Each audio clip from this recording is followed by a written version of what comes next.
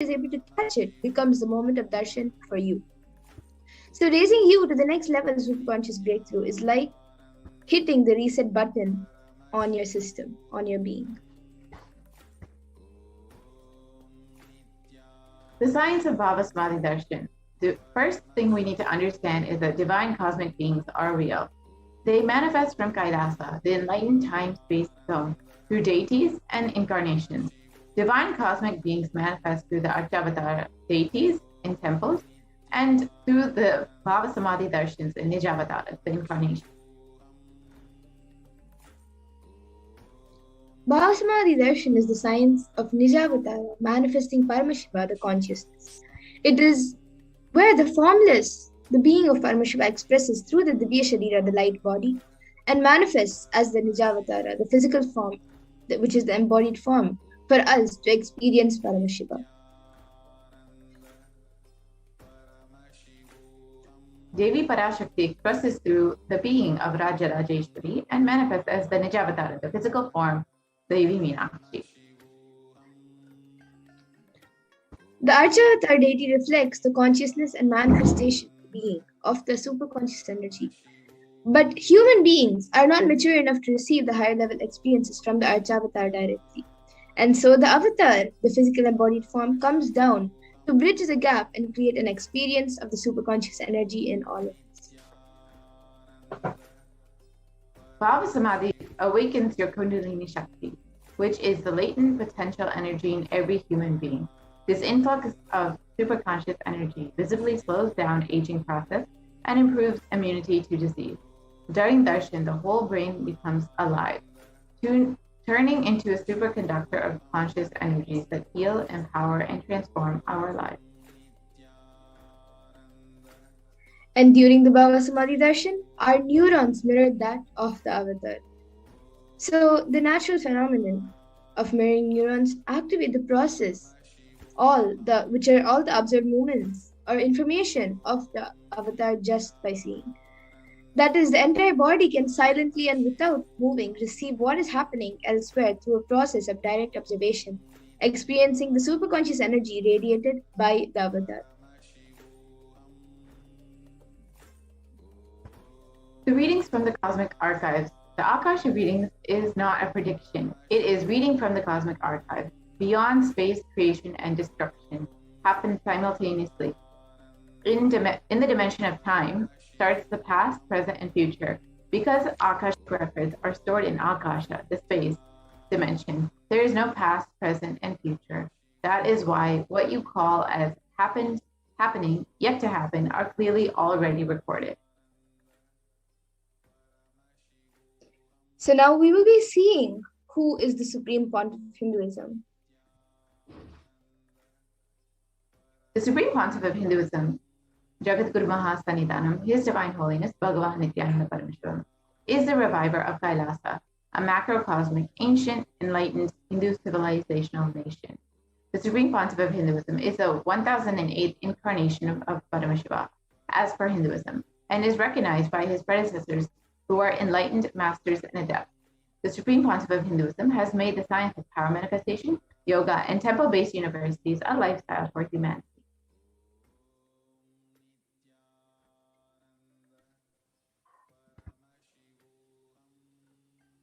The Supreme Pontiff of Hinduism is ordained as the 233rd Guru Mahasannidhanam of Kanchi Kailasa Satvajnapita, Tathurnaya Mandali Adinam, is the incumbent emperor of Suryavamsa Surangi Samaraja, and is the present 293rd Jagadguru Mahasannidhanam of Kailasa Shamala Pita Satvajnapita, and is the present Mahamandaleshwar of the Mahanirvana Kada, the largest apex monastic order.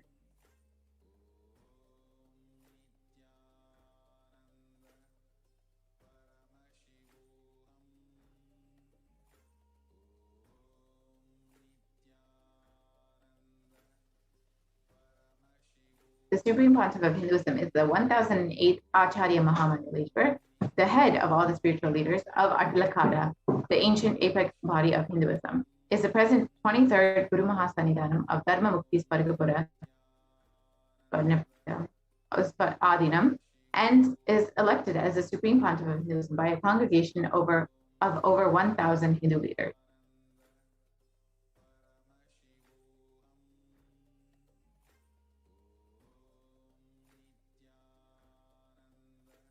Supreme Pontiff of Hinduism is revered as the teacher of Hinduism, most prolific, most viewed and read and watched. Has authored 300 books and 10,000 articles in 3 languages, Tamil, English, and Sanskrit, and has translated into 50 languages with over 1,000 titles. The Supreme Pontiff of Hinduism has over 20 million copies of books and articles sold, read, and downloaded, and has over 10,000 hours of discourses. The Supreme Pontiff of Hinduism has enriched 1 billion lives digitally, and is respected as a commentator of all sacred scriptures such as Upanishads, Bhagavad Gita, Shiva Sutras, Brahma Sutras, Yoga Sutras, Ashtavakra Gita, and the Jain Sutras, and many more. The Supreme Pontiff of Hinduism is honored as the leader of Hinduism, the most awarded, internationally recognized Hindu leader, is the reviver of 108 ancient Hindu sampradayas, including Rudrakanya, Rudras, Rishis, Rishikas, Bhairavas, Bhairavis, and Sanyas. The Supreme Pontiff of Hinduism is the establisher of the largest Hindu university, Kailasa's Nithyananda Hindu University in the world, with satellite campuses in over 150 countries. The Supreme Pontiff of Hinduism has established over 1,000 Kailasa enlightenment ecosystems and is the founder and reviver of over 100 Sadhyapitas. The Supreme Pontiff of Hinduism is the collector of the largest Hindu library with over 1 million books, 1 million palm leaf scriptures, and over 20 million digital books. The word Diksha is derived from the, to give, and ksha, to destroy ignorance. It loosely translates as initiation. Diksha is the direct transfer of spiritual energy by an avatar through a look, a word, or a touch, which destroys ignorance of the initiate or disciple. Initiation triggers the possibility to create new grooves and neurological pathways in the brain and can even alter gene expression. We can go to the next slide, please.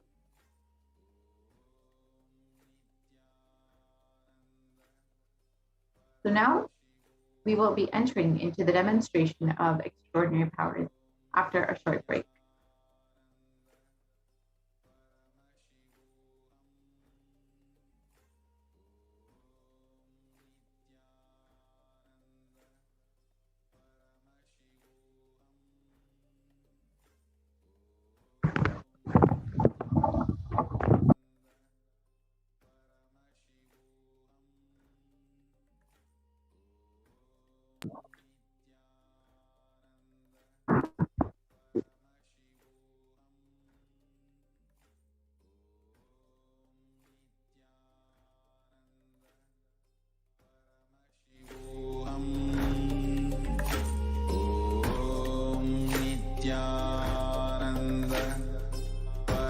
Paramashivoham.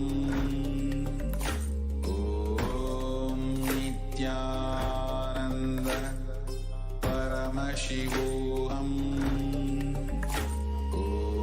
Om Nithyananda Paramashivoham.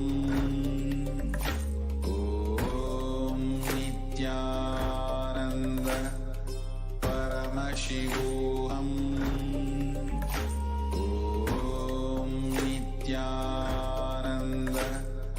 Paramashivoham.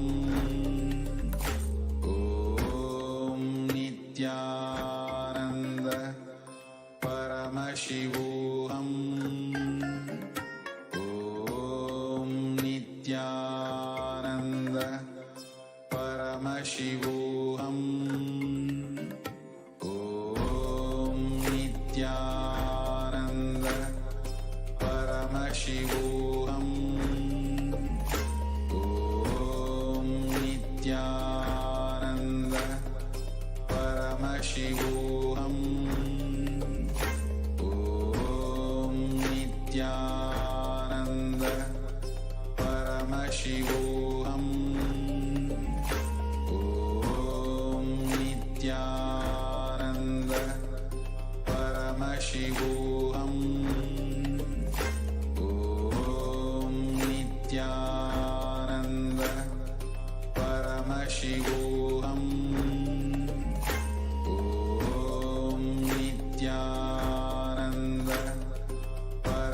Paramashivoham. Om Nithyananda Paramashivoham. Om Nithyananda Paramashivoham. Om Nithyananda Paramashivoham. Om Nithyananda Paramashivoham. Om Nithyananda Paramashivoham. Om Nithyananda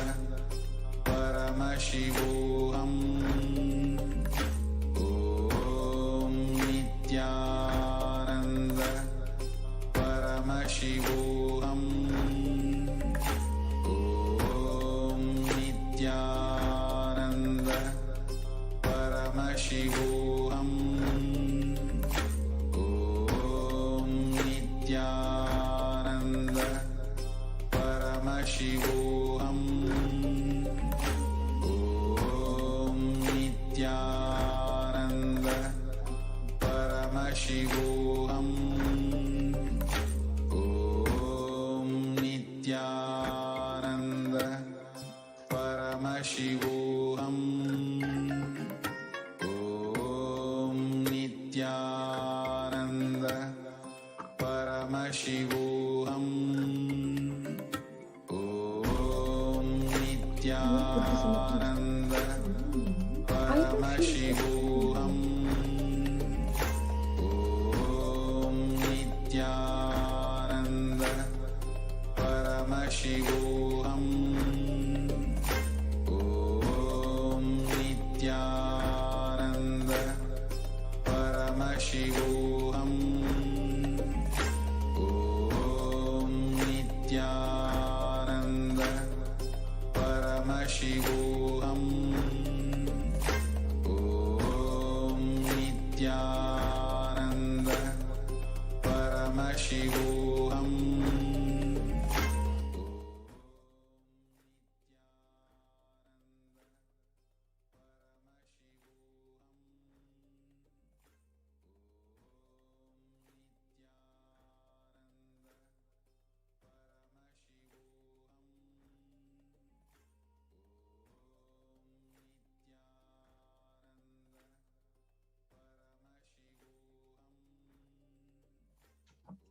Nithyanandam, everyone, welcome back. We all just saw who is Devi Parashakti, what are the Akashic readings, what benefits we're going to get from this program, and also who is the Supreme Pontiff of Hinduism. Now let's get into an exciting segment where we will be seeing a live demonstration of the powers of Paramashiva.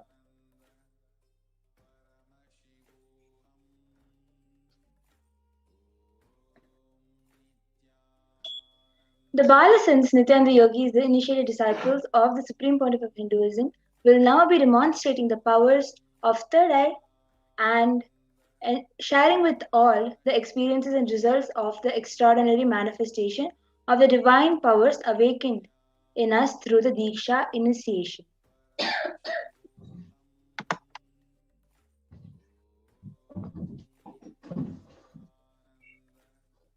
In today's BHAVASAMADHI Darshan, all of us will be getting initiated into the powers of third eye.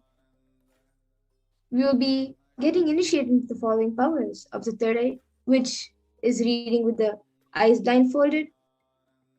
The third eye is a cosmic browsing center located between the brows, which upon initiation, one can effortlessly express powers and see through the third eye, just as you would with your two eyes. So with the grace of the Supreme Pontiff of Hinduism, all of us will be getting initiated into these powers.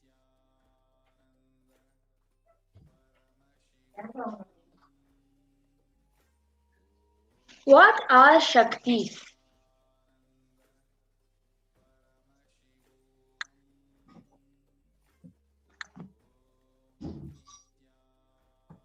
In the Veda Agamas, the source scriptures of Hinduism, Paramashiva reveals in elaborate detail that every human being is hardwired to be able to manifest 463 plus extraordinary Shaktis, the divine powers. Manifesting powers, Shaktis, are described as a system, method, and science for human beings to explore the various possibilities and powers and have access to various states of consciousness. Shaktis manifest from the fundamental cognition that you are a divine, you need to manifest divine, and not that you are a man and you need to reach divine.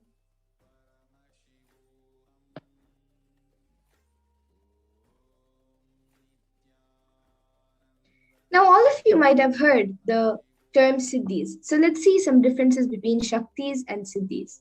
Shaktis, expressed from the space of enlightenment as a side effect of feeling connection with the divine and high integrity with the Guru, and are a source of enlightenment, whereas Siddhis are powers that manifest from tapas or penance for enlightenment and are on the path of enlightenment.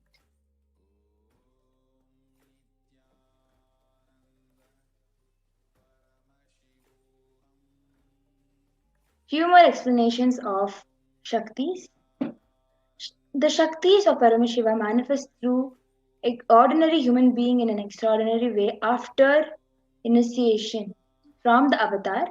And Shaktis are permanent, whereas Siddhis are not permanent. Siddhis may divert you from the space of enlightenment.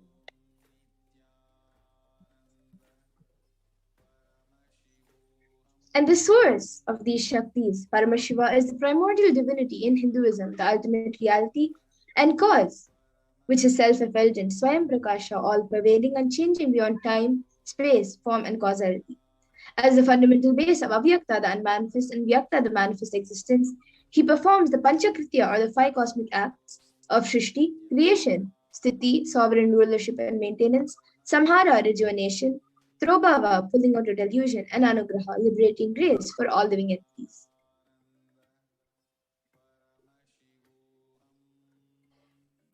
The avatar of Paramashiva, the supreme pontiff of Hinduism, Jagadguru Mahasannidhanam, His Divine Holiness Bhagavan Sri Nithyananda Paramashivam, as the thousandth living incarnation and representative of Paramashiva and the reviver of Kailasa, the ancient enlightened Hindu civilizational nation, the great cosmic borderless Hindu nation.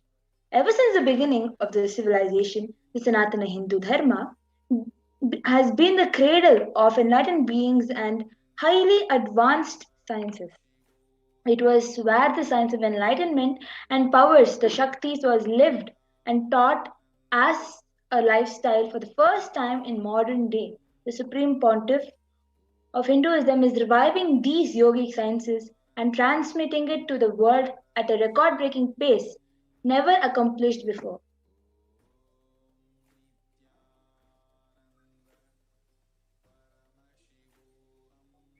And now let's see the Guru Parampara, where these sciences of the knowledge and science of manifestation of these Shaktis are passed down from one generation to the next through Diksha, the initiation, by enlightened gurus.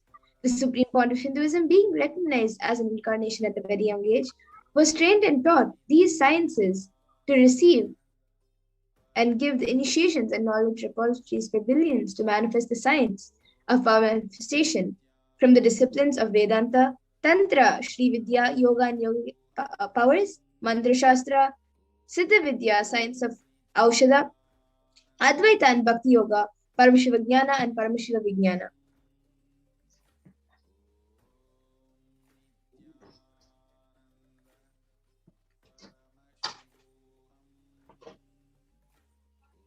So how do we awaken these?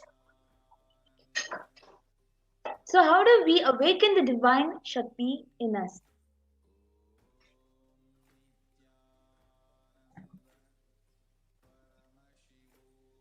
Every ultimate truth, jnana, is mapped into your consciousness, prajna, and manifests as a possibility and power of every being, which is prajnana.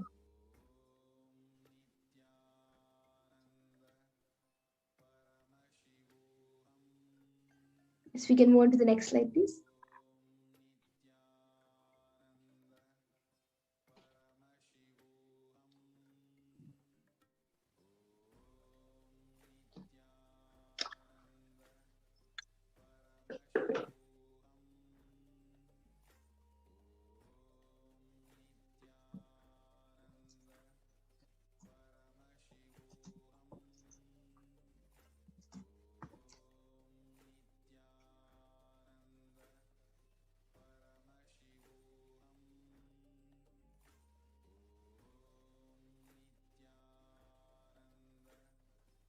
So the science of power manifestation is authenticated through four aspects or evidences, the pramanas.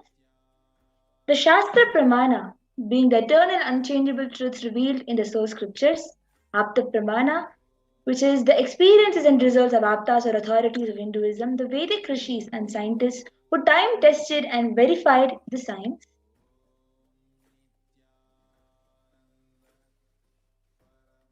And the next is the Atma Pramana, or an account of the supreme point of Hinduism, this millennium's avatar's personal experience of the power manifestation, and the Pratyaksha Pramana, or the empirical evidence from observation and scientific experimentation.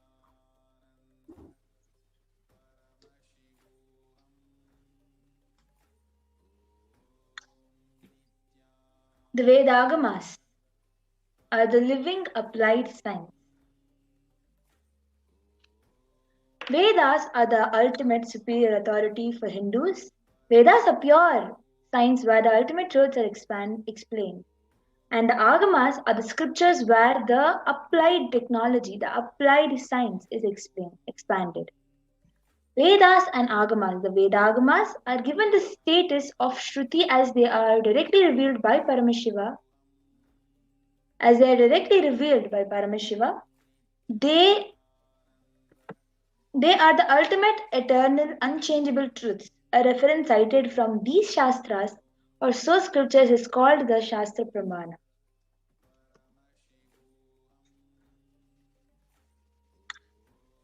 And now, let's get ready to witness a very unique and exciting demonstration live of the power of third eye.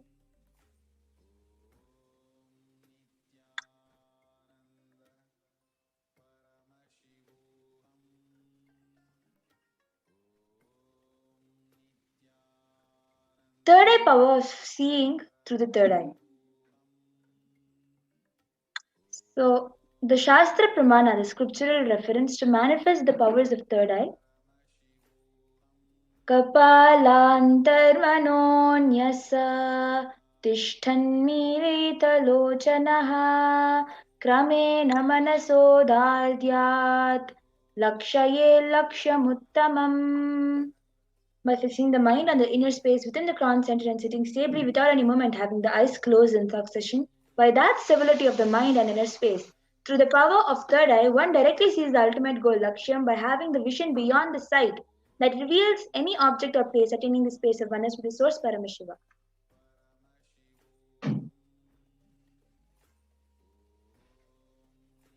And the Apta Pramana for the power of third eye is where Krishna initiates Arjuna into the power of third eye.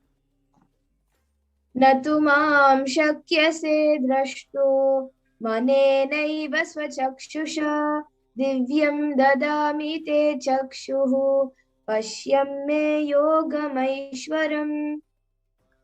Bhagavan Krishna says to Arjuna, but you cannot see my cosmic form with these physical eyes of yours. Therefore, I grant you divine third eye vision. Behold my cosmic opulence. In the Hindu Purana Bhagavad Gita, Bhagavan Krishna initiates Arjuna into the power of third eye to behold Krishna's Vishwarupa Darshan, the vision of his cosmic form. In the 11th chapter of Bhagavad Gita, which contains the description of Bhagavan Krishna's cosmic form, is directly revealed by Arjuna as he sees Bhagavan Krishna through his third eye.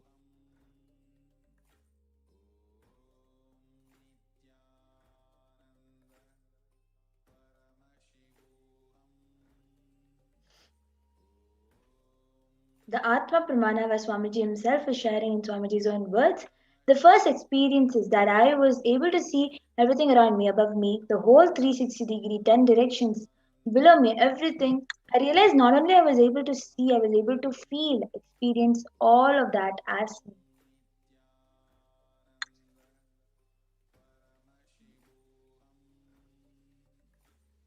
And now the Pratyaksha Pramana, the empirical evidence from the observation and scientific experimentation.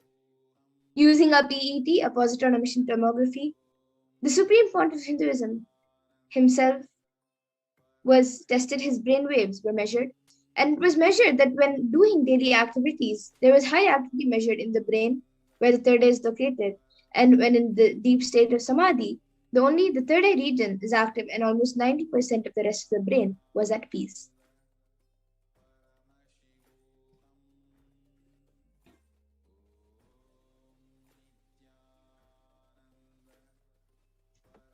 So here is the Sakshi Pramana, the experiences and results of the extraordinary manifestation happening through the initiated disciples of the Supreme Pontiff of Hinduism, which is going to be demonstrated to each one of us as the live demonstration. Yes, so we will be back in just a minute for seeing the live demonstration of the powers of the third eye.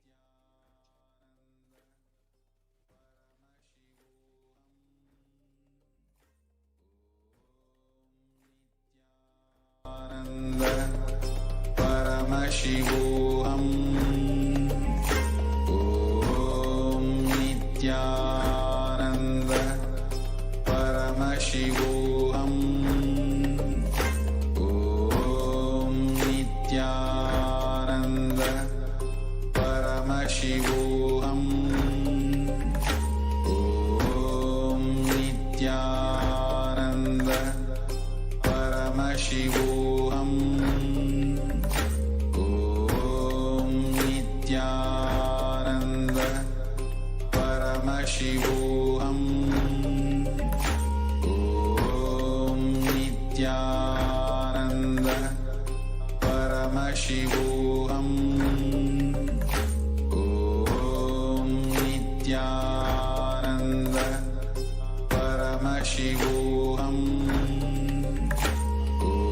Om Nithyananda Paramashivoham.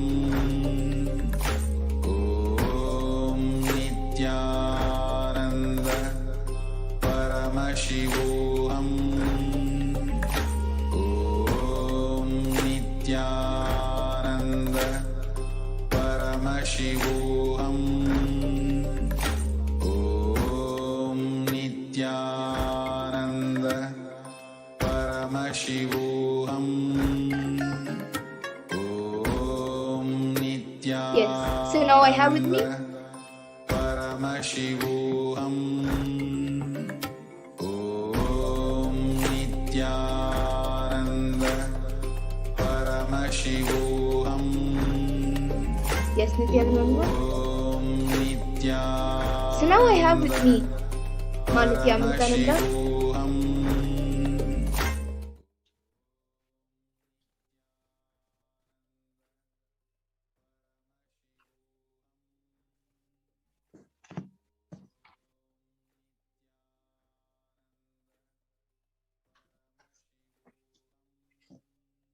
So I have with me Nithyananda. And today she will be tying the eye-band on me, which I will be using for the power of third eye. So this is the eye-band we will be using. I will be tying, Amrita will be tying it on my eyes. And this is certified by ophthalmologists. So this is a thick opaque plastic sheet in the front.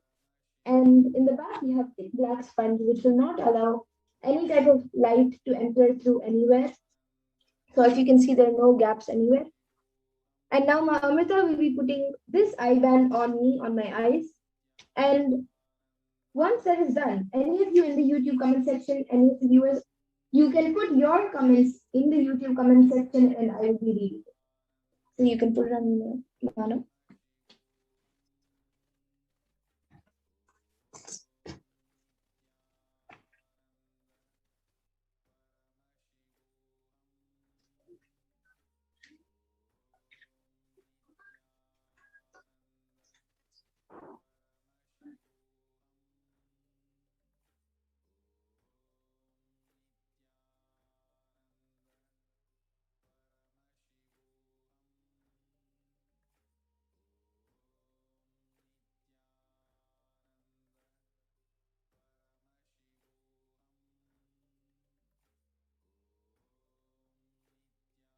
Yes, so now all of you can see the eye band is put on me. I will be turning to my right, to my left, up and down. So all of you can see that there is no gaps anywhere around my eyes in a way I'll be able to see.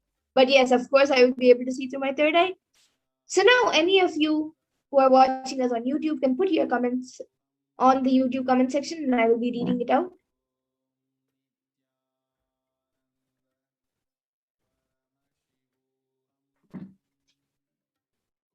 Yes, so we have the last comment, I think, from Maris Grigorjeevs. Welcome to Kailashian's Bronze. And before that, we have Nusra AI Ansari, who has put 5 emojis. The first one is a emoji with 3 hearts, and then the next one is an emoji with heart eyes, then 2 hearts, and then a namaskar emoji. Yes, so do we have any upcoming comments?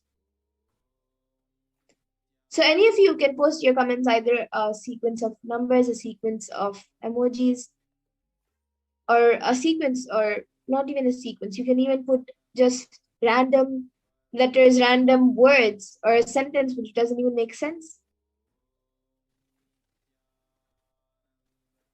We can maybe go up. Yes, so about Nusra AI Ansari, we have P. Gill. Can I have a body scan, please? Yes, Ma, we will be doing the power of body scanning after this.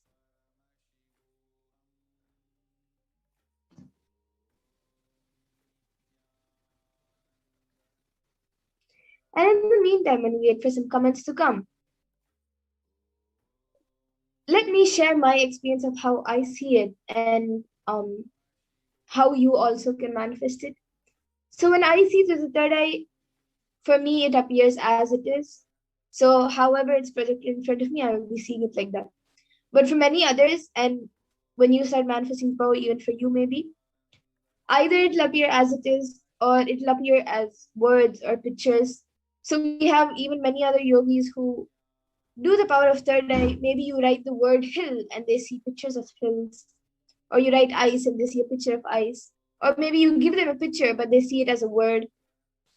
So the power manifestation can happen in different ways. So all of you, when you do the power manifestation, you can experience and share your experience of how you are manifesting the power. And of course, it's not only us who can manifest the powers, even you, all of you can manifest the powers just after the initiation.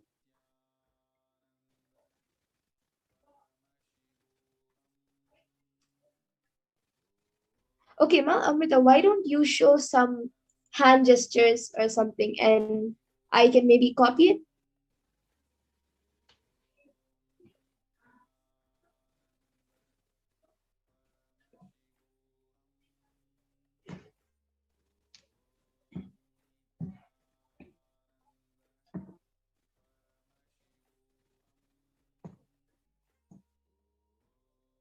Okay, I think we have a comment from Carlos Rosales. Welcome to Kailashian's Bronze. Yes, Mamita, you can show a hand gesture. Okay, so you're showing this. And then now you're showing this.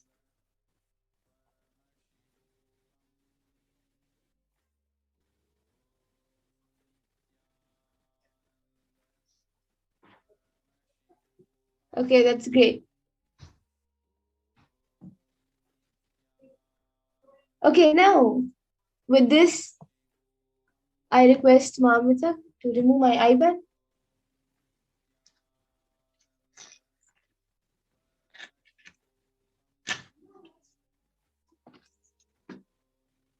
Yes. So now,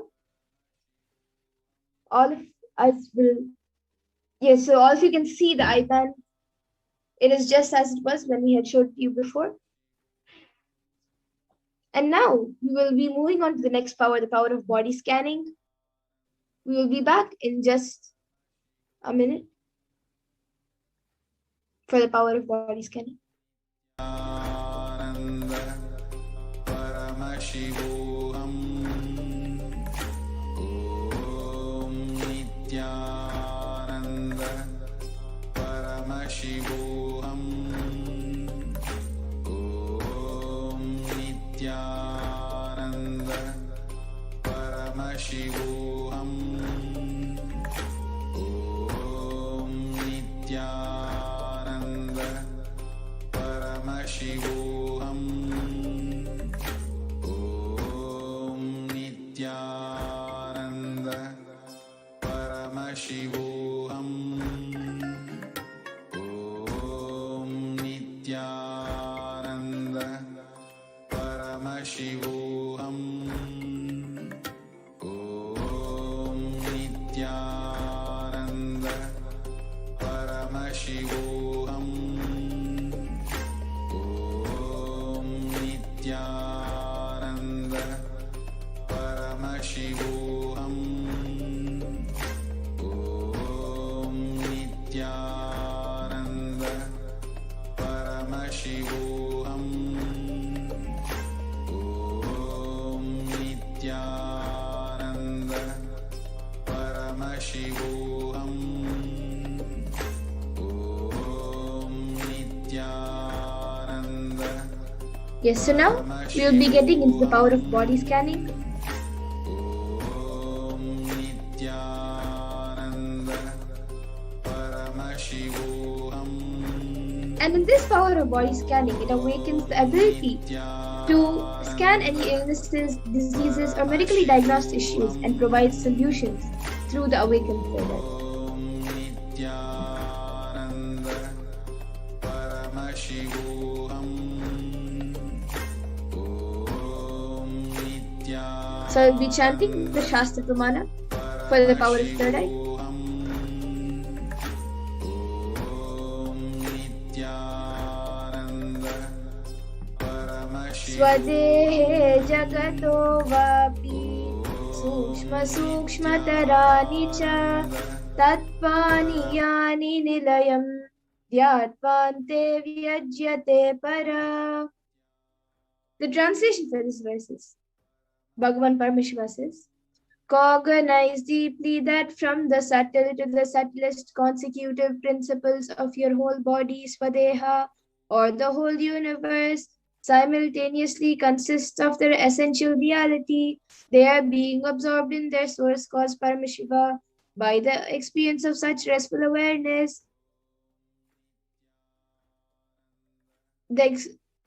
One becomes complete from all thoughts, and the ultimate universal divine power, Paradevi Adi Shakti, is revealed, and the supreme power manifestation happens.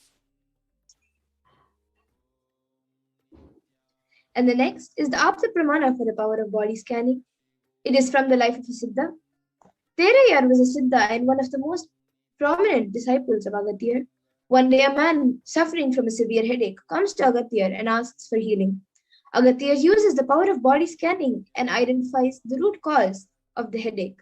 He reveals that there is a small frog, Terai, sitting in the person's brain. Agathir immediately instructs Terayar, his disciple, to perform an open-head surgery and remove the frog.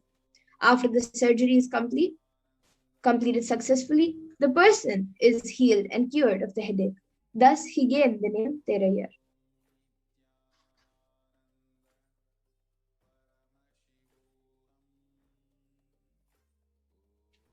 And the Atma Pramana, when the Supreme Point of Hinduism himself used the power of body scanning, it was revealed by the Supreme Point of Hinduism on the 22nd of December, paraphrasing his words. Only when I had the multiple compound hand fracture, I was forced to go for surgery and therefore for medical checkups related to that. At that time, they detected heavy metal quantity in my different organs. It was revealed that I had been poisoned without our knowledge. I immediately used diagnostic methods instead of medical facilities to study the body condition due to the poisoning. Through body scanning, I found out what the problems, imbalances happened, and where balances had to be done. I used allopathy as the second opinion to verify my findings.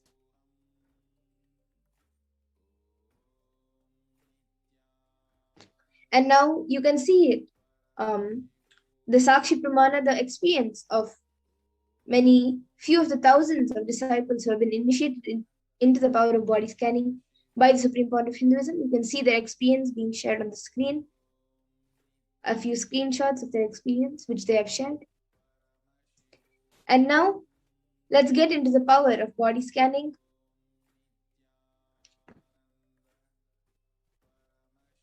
So all of you can, whoever would like a body scan, can put your comments in the YouTube comment section. I see Ma Pigil, who had asked for a body scanning before. So Ma Pigil, I will be scanning your body now, Ma. I will be chanting the Mahavakya and starting. Om Nithyananda Paramashivoham.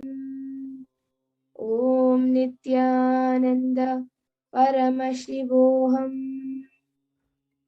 Om Nithyananda Paramashivoham. Yes, Sama people, I was able to see that in your body there is a lot of stress being put on your entire body.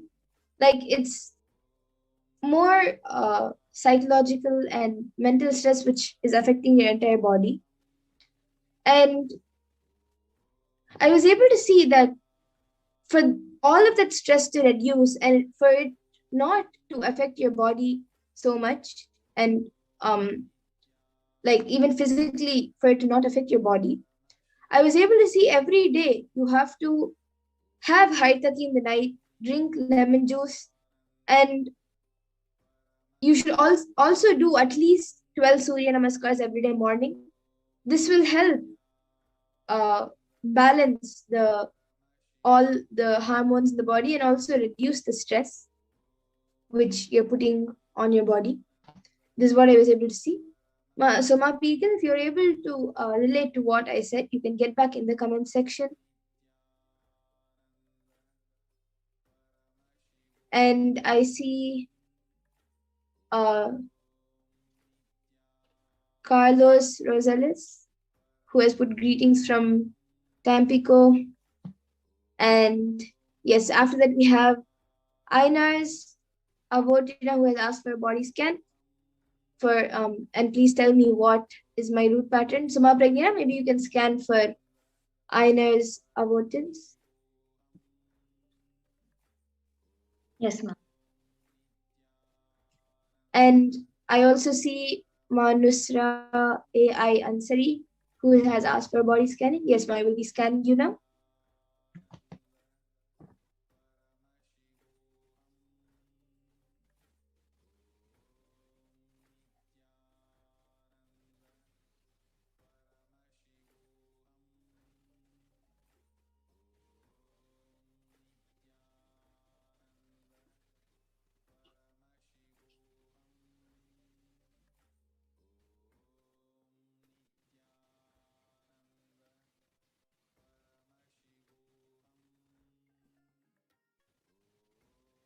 Yes. So, Ma Nusra AI Ansari, I was able to see when I scan your body, I was able to see that in your legs, the blood circulation and also the weight which is being put on your legs, like even from within the body weight and also from outside, like the things you keep on your lap or the things you basically the things you keep on your lap. I was able to see there's lots of weight being put on your legs. So I was able to see that you have to somehow bring down the weight which is being put on your legs, and that will also heal the blood circulation happening in the legs.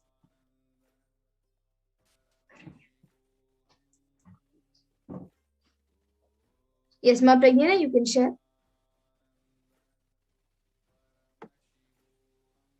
Yes.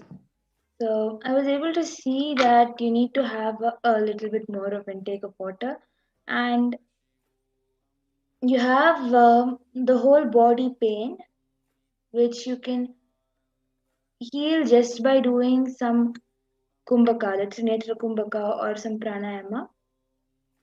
And you can do the kriyas that is told by Swamiji.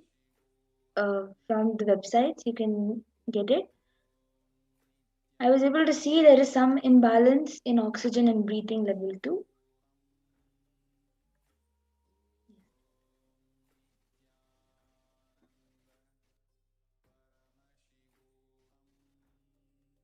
Yes, and Ma Nusra AI Ansari, I was also able to see that the root patterns, which I was able to see, is that you are holding a lot of fear inside you, and that fear is causing a lot of anger and lots of like you try defending yourself always as the first reaction to everything around you. So you either get angry and irritated at something, or you start defending yourself, and that the root is because there's a lot of fear which you're holding inside you. And the solution I was able to see for this is every day do you can maybe watch some completions where Swamiji speaks about going beyond fear, and also do the completion process which Swamiji speaks about in those satsangs. And this is what I was able to see as the best solution for you to get over the fear and your root patterns.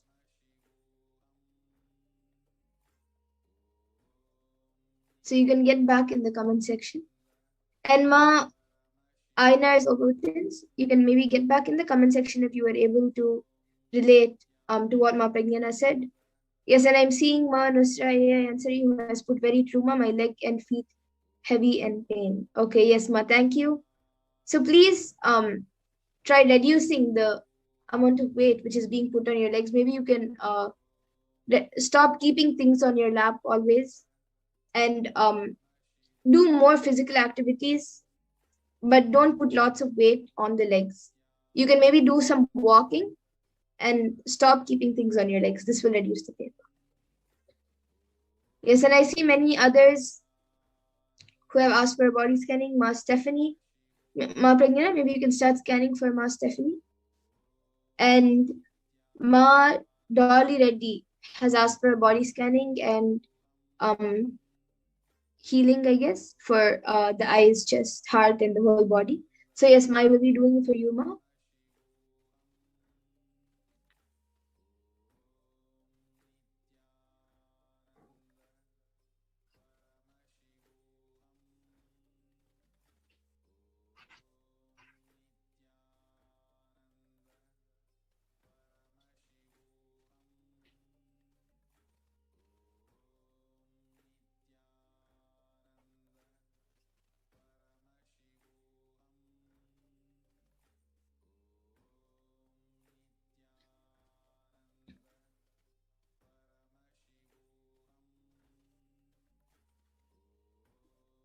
Yes, so Ma Dolly Reddy, I was able to see that for you, like all the problems that you think you have, like either in your eyes, your chest, your heart, anything, wherever you feel that you have problems, it's actually more mentally that you're thinking it's a big thing, or you're thinking that it's a major problem. So the first step to reduce all of these problems, the pain, the problem which is happening in your entire body, the first step to get healed is to drop your cognition that it is a major problem. And then after that, I was able to see that start a healthy diet with proper vegetarian food, and which is organic and pure, without any additives and without any chemicals. Start a proper healthy diet, and this will heal the rest of your body. This is what I was able to see, Ma. Yes, Ma Pragna, you can share. Yes, now Stephanie, I was able to see that you are stressing your back a lot in various activities of the day. You're stressing your back a lot, and I was able to see that you're having some allergies on your skin. Some spots, not exactly allergies, some spots on your skin that is making you have a lower energy about yourself. And the solution I was able to see is to have more haritaki. I'm able to see you're having haritaki, but a little bit more of haritaki is also needed. in you and chant Mahavakya so that your energy that you cause for yourself will be completed. Yes, so most definitely you can get back in the comment section. And for everyone else who's asking a body scanning, I think Matt already has asked for a body scanning for Dana Surgeon, who has also given the permission. And uh, Charlos Rosales. So yes, for everyone else who would like a body scanning, and I see even Ma Nusara AI Ansari who has asked for her sister. So for everyone else who is asking for a body scanning, and for even for others, today in the interest of time, we will be coming to the conclusion of the power manifestation segment, so we can move on to the next segments. But every day at um, 2 a.m. IST and 4 p.m. IST, we will be having the power manifestation segment. So all of you can again come and request for a body scanning, and we will be more than happy to do it. I even see now Mark Beagle has asked for a body scanning for a friend. Yes, so all of you can come back again tomorrow for the body scanning and for other powers also. So with this, I thank all of you, all the viewers who have joined us today for the power manifestation segment, and please stay tuned for the rest of the segments and for the Parashakti Akashic readings. Thank you, Nithyanandan.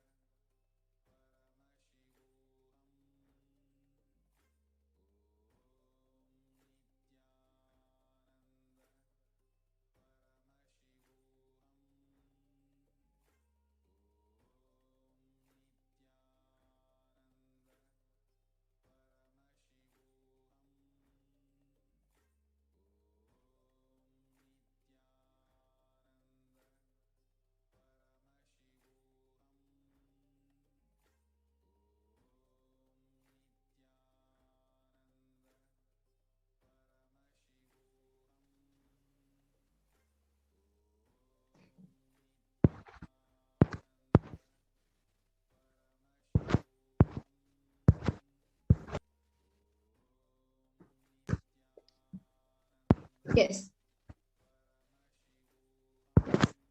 Next slide, please.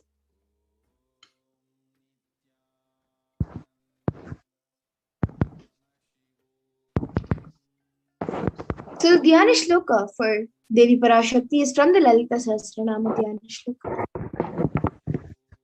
Sindoraruna Vigraham Trinayana Manikya Mauli Spurate Taranayaka Shekharam Smita Mukhi Mapina Vakshoruham Panibhyamali Ratna Shashakam Raktotpalam Bhibratim Saumyam Ratna Gatasta Rakta Charanam Dhyayet Paramambika.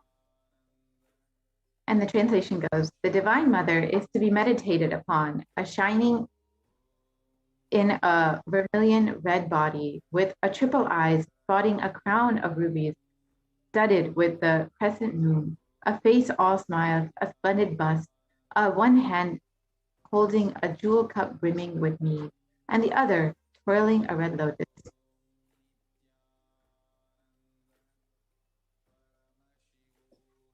Arunam karunam tarangatakshim dritapashankushapushpabanachapam animadhiviravrita mayukai rahamityeva vibhavaye bhavanim. I meditate on the great Empress. She is red in color, and her eyes are full of compassion, and holds the noose, the goad, the bow, and the flowery arrow in her hands. She is surrounded on all sides by powers, and such as Anima, and she is a self within me.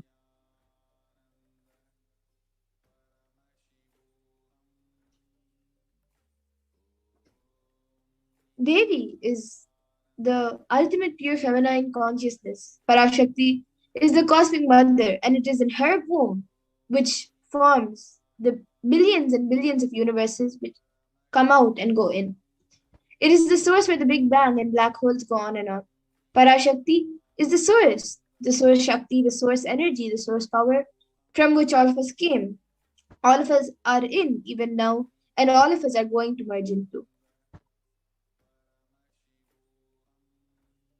Out of her extreme love and compassion, Parashakti herself is manifesting through the embodied form as the Nijavatara of the Supreme Pontiff of Hinduism, Jagadguru Mahasannidhanam, His Divine Holiness Nithyananda Paramashivam, gracing us, answering all of our questions, attending to our prayers, giving boons, healing us, revealing our past, present, and future, delivering profound spiritual truth, and ultimately giving us the experience of Paramashivoham itself.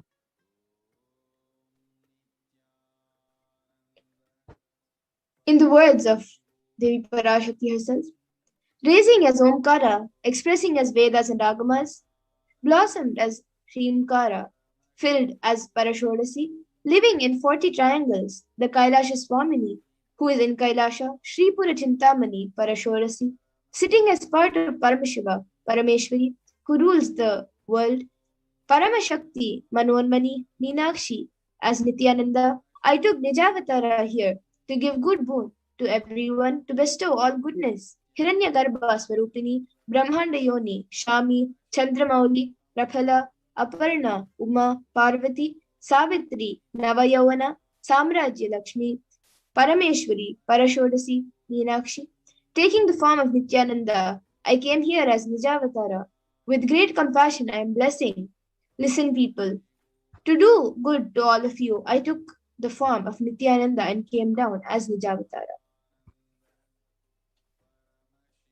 Raising in Omkara, blossoming as Shiva, manifesting as the source of existence, powers of existence, expression of existence, from the oneness of Om, blossoming into two as Prakriti and Purusha, blossoming as three Shaktis, Icha, Kriya, Jnana, growing as four Vedas, expanding as the five Panchabhutas, beyond the six chakras, filled as the Gotras of the seven Rishis, expanding as the eight directions, existing as the nine Grahas, blossoming as the 10 Indriyas, being as the 11 Rudras, and creating all the world, bringing life to tell and make truth blossom, and to do good, Parashodasi, Meenakshi, in the form of Nithyananda.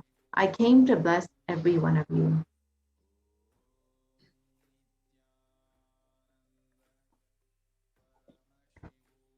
So now let's see how to receive Devi Parashakti. Literally, you are seeing Paramashiva and Parashakti at that moment. She is there on your screen, so always receive her very traditionally. All of you can keep 2 betel leaves, 1 banana, 1 betel nut, and 1 coin in front of the screen as you watch Devi. A coin is considered the traditional dakshina in Hindu tradition. It can be the lowest value in India. It can even be 1 paise. In USA, it can even be 1 cent. I am not trying to monetize. Keep even 1 cent, it is okay. So for 100 days, if you have the darshan, it will add up to $1. In India, even 1 paise is okay. Offer that to Devi. After darshan is over, do namaskar and eat the banana, betel leaf, and betel nut. Take it as prasadam immediately. Collect those coins and send them to the LA temple. This betel leaf, betel nut may look too small, but in few days you will see how much it adds to your sentiment, that really, she is there. You will not take Devi darshan for granted. Rituals will break your monotonous, unconscious mentality and lifestyle, and remind you and raise you to the powerful cognition. It will break your unconscious behavior.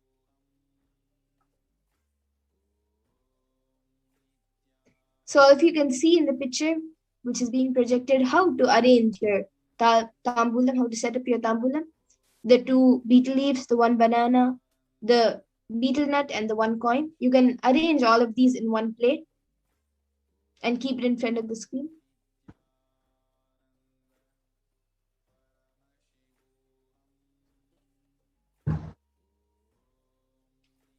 And now we will be seeing what is the Akashic readings.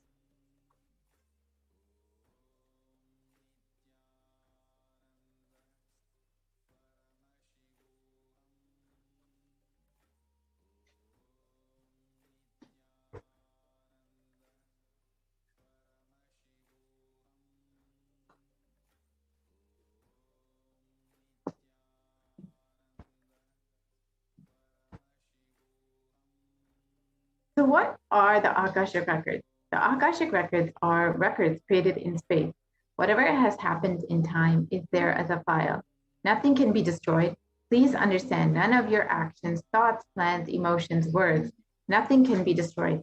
Akashic records are the cosmic archives of everything happened, happening, will happen.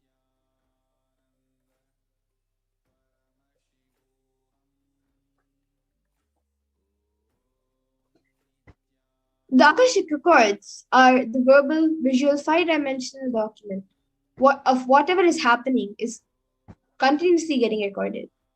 So all the information you collected from all your births is recorded in your DNA.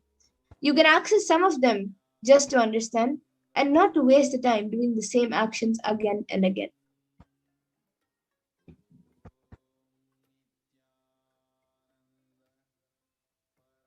So what is an Akashic reading? It is not a prediction. It is a reading from the cosmic archive. There is no such thing as past, present, and future. Beyond space, creation and destruction happen simultaneously. In the dimension of time starts the past, present, and future.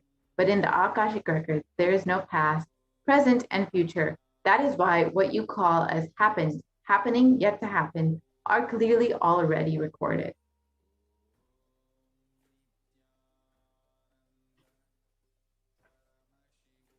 What is Akashic readings in Swamiji's own words? Nobody has the right to comment on these readings. Nobody has a right to manipulate these readings. Nobody has a right to interpret, comment these readings. They are complete unto themselves, for nobody to live in time, in tune with the cosmos. The Jivan Mukti, living enlightenment, does not need any special practice other than listening to these great readings again and again. When you listen to these great readings, naturally your negative logic is penetrated, broken, and these great truths settle in your inner space and they make you live enlightened.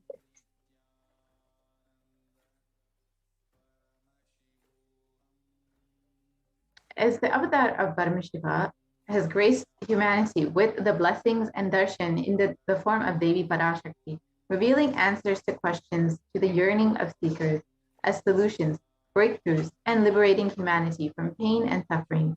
Any answer given by Parashakti is not just an answer, but a karmic breakthrough for the receiver.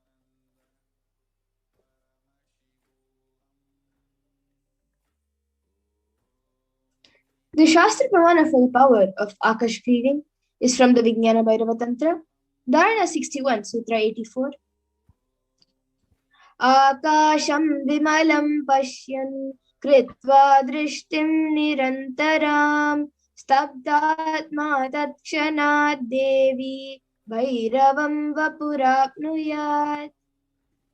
And the translation goes, Bhagavan Paramashiva says, looking at the spotless infinite etheric space, Akasha, beyond the sky and clouds, one should fix one's gaze from the third eye without blinking, continuously, and make the body and inner space steady and motionless.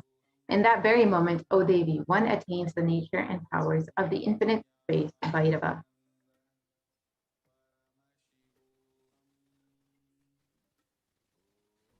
The Apta Pramana for the power of Akash reading is from the Hindu Purana Mahabharata, which narrates the story of the great sage Maitreya, who reveals the secrets to Vidura, the story of his birth in human form and reasons of all his sufferings. Sage Maitreya accesses the Akashic gods and tells Vidura that he was not an ordinary man, but was in fact an incarnation of Yamaraja, the Lord of Death. He was to play a part of a so-called Shudra for 100 years, being cursed by Manduka Muni.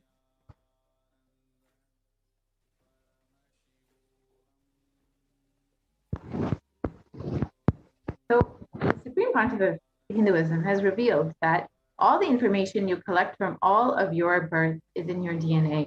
You can access some of them just to understand and not to waste the time doing the same actions again and again. Accessing the DNA code, reading the Akashic records will be useful to you to be liberated from your default future, bringing an end to the binding cognitions, known and unknown sufferings, leading you to the experience of enlightenment, Paramashivoham.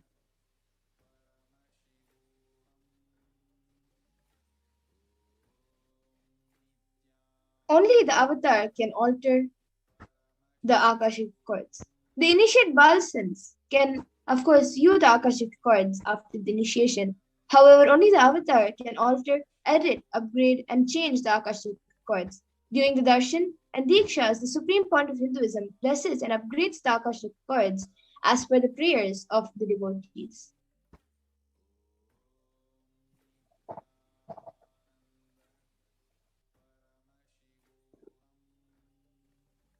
So what can you learn from the Akashic records? The Akashic records are the most accurate and unbiased answer to any question about your life, destiny, purpose, and any and everyday part of your life. You can be spiritually healed and physical and emotional problems with just a look or word. You can understand the reasons behind your life's happenings and receive blessings to fulfill your right desires. You can get the clarity to redesign your future even.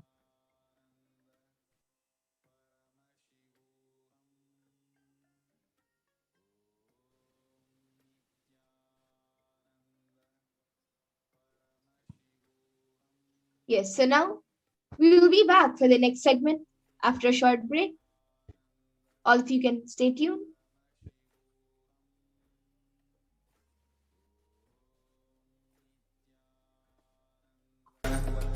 Paramashivoham. Om Nithyananda Paramashivoham. Om Nithyananda Paramashivoham. Om Nithyananda Paramashivoham. Om Nithyananda